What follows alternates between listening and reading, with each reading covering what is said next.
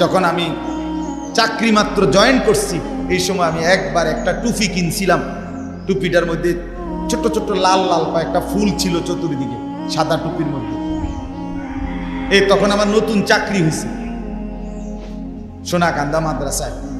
আমি বাসায় গেছি কুমিল্লা, আমার আব্বা টুপিটা দেখছে আমার মাথা।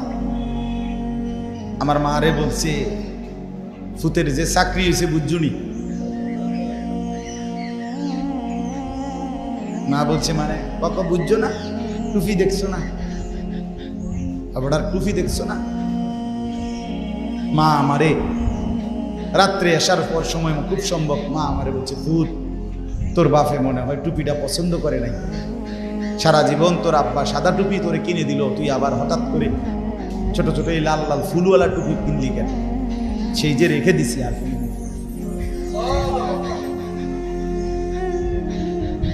বাপ নজর রাখছে, বাবার সেই নজর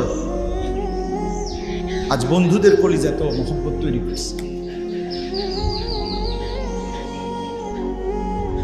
হ্যাঁ, আমার ওস্তাদরাও আলহামদুলিল্লাহ আমার কলিজার চাইতে বেশি মহব্বত করে, সাথীরাও মহব্বত করে, বন্ধুরা যারা একসাথে পড়ছে, আলহামদুলিল্লাহ আলহামদুলিল্লাহ।